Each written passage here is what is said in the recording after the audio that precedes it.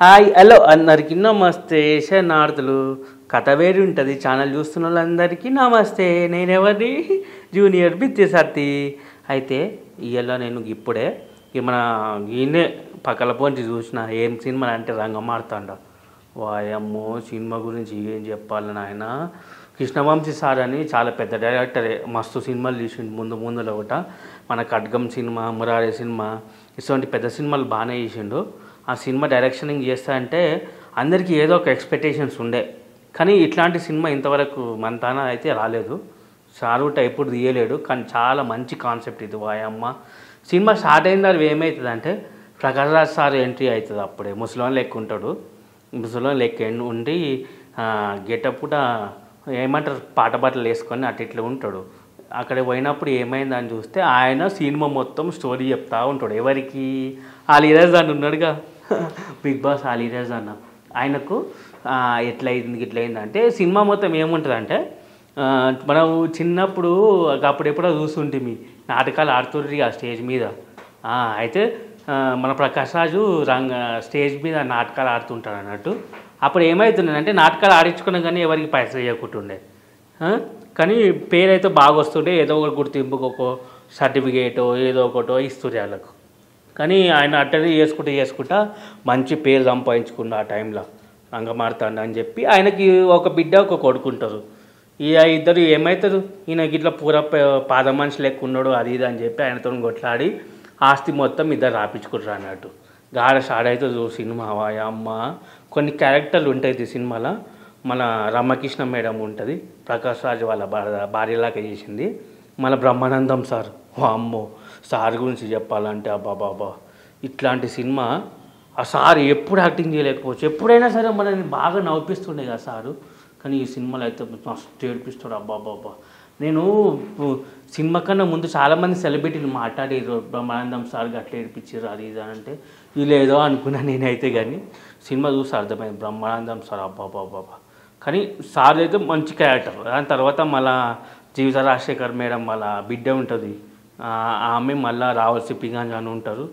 మళ్ళీ ఆదర్శ్, మళ్ళా అనసూయమ్మ ఉంటుంది, యాంకర్ ఉన్నదిగా అనసూయమ్మ, ఆమె కూడా. కానీ మంచి క్యారెక్టర్లు. సినిమా మొత్తం బాగా మన తెలుగుతనం ఎట్లుండాలి, మనలు కుటుంబాలు అనేటివి ఎట్లుండాలి, ఎట్లా కొట్లాడుకుంటారు ఇవన్నీ. కానీ సినిమా మొత్తం ఒక ఫ్యామిలీ సినిమా లాగా మంచిగా పోతూ ఉంటుంది. ఇక మనసుండే యూత్ వాళ్ళకు కొంచెం సినిమా అర్థం కాకపోవచ్చు, కానీ కొంచెం పెద్ద వాళ్ళు పోతే మా ముందల్ని చాలామంది ఏడుస్తున్నారు పెద్ద మనుషులు వాయమ్మో. కానీ సినిమా జబ్బాల్సి ఉంటుంది. రాహుల్ స్పీకంజ్ అన్నది కూడా మేము పోయింది రాహుల్ స్పీకంజ్ అని వచ్చిండు. ఆయన పక్కన కూర్చున్నాను నేను, నన్ను చూడలేడు గుర్తుపట్టలేడు ఏమైందో ఏమో అనుకున్నా నేనైతే. కానీ అన్న కూడా మంచి క్యారెక్టరు. కొన్ని పాటలు వస్తాయి మధ్యలో అన్నీ. కానీ సినిమా జబ్బర్ సినిమా నాకైతే బాగా అనిపించింది. అందరికీ నచ్చకపోవచ్చు కొంచెం, కానీ మన తెలుగుతనం గురించి సినిమాల గురించి ఆ పాటలు, కొన్ని ఫోక్ సాంగ్స్ వస్తాయి మధ్యలో ఆ పాటలు అంతా కృష్ణవంశీ స్టార్ గొప్పతనం అనుకోవాలి. సినిమా చూస్తే బాగా అనిపించింది. కానీ చాలామంది రివ్యూలు కూడా బాగానే వచ్చినాయి చూడండి. మళ్ళీ అది ఎంతవరకు పైసలు వస్తాయి, ఎంతవరకు ఈట్ అవుతుంది అనేది మాకైతే తెలియదు.